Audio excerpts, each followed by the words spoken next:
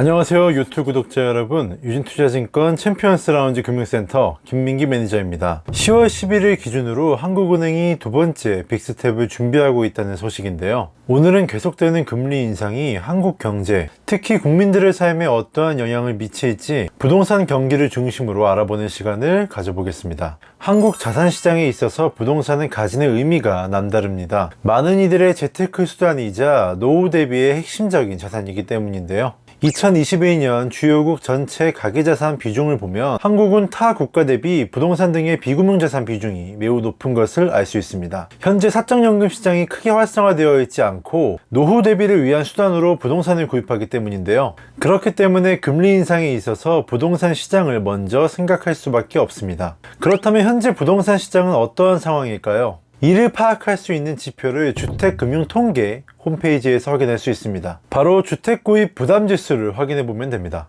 주택구입 부담지수는 무엇을 의미하는 걸까요? 표면적으로는 조금 어렵게 작성되어 있는데 쉽게 풀어 설명하면 중간소득 가구가 표준 대출을 받아서 중간 가격의 주택을 구입하는 경우에 상환 부담을 나타내는 지수로서, 지수가 낮을수록 주택 구입 부담이 완화되고 높을수록 부담이 가중됨을 의미합니다. 주택담보대출 상환으로 가구 소득의 약 25%를 사용한다면 주택 구입 부담 지수는 100으로 산출됩니다. 2022년 2분기 데이터를 보면 204를 기록하고 있는데요. 즉 가구 소득의 50%를 원리금 상환에 사용한다는 의미입니다. 이 지표의 구성 요소는 중위 집값, 금리, 그리고 소득으로 이루어져 있습니다. 이 지표가 완화되기 위해서는 첫째로 소득이 증가하거나, 둘째 금리가 낮아지거나, 셋째 집값이 떨어지는 경우밖에 없습니다. 지금 현 상황에서 첫 번째 소득 증가와 두 번째 금리 인하는 인플레이션으로 인해서 어려워진 상황입니다. 결국 주택 구입에 대한 부담이 완화되기 위해서는 원론적이긴 하지만 집값의 하락이라는 결론에 도달하게 되는데요. 현재 가격 구간이 버블이라는 얘기죠. 그러면 금리 인상은 무조건적인 주택 가격의 하락을 수반하느냐?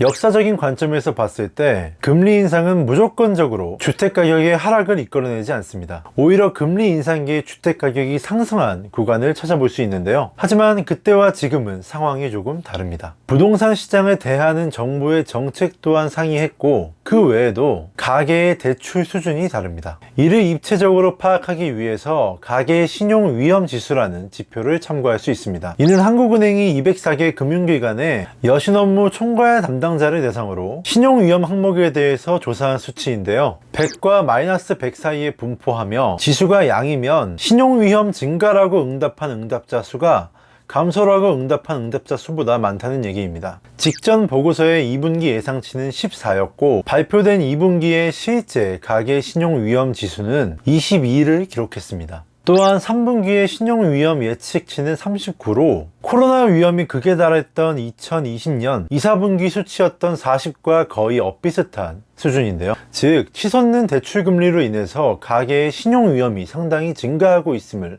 알 수 있습니다. 이번 한국은행의 금리 인상으로 인해서 주택담보대출 최고금리가 연내 8% 선도 넘을 수 있다는 전망이 나오는 만큼 국내 차주들의 빚 부담이 더욱더 커질 것으로 예상됩니다. 한국은행에 따르면 기준금리가 0.25%포인트 인상될 시에 가계 전체 이자 부담은 3조 3천억이 늘어난다고 합니다. 그리고 0.5%포인트가 오르면 6조 6천억이 증가한다고 하는데요. 이러한 가계의 신용위험이 직전 금리 인상기의 부동산 시장과 명확하게 다른 점입니다. 주택담보대출의 문턱이 높아지고 가계들의 대출 부담이 커지는 만큼 부동산 시장의 하방 압력은 더욱더 거세질 수밖에 없는 상황입니다. 자산시장의 버블은 시장의 대응 능력을 앗아가는 부작용을 초래하지만 그렇다고 반드시 급격한 하락만이 정답은 아니라고 생각하는데요. 이번 금리 인상과 가계들의 신용위험 증가로 부동산과 주식시장을 비롯한 자산시장들이 어떠한 타격을 입게 될지, 그 부작용은 어떤 방향으로 나타날지 궁금해지는 가운데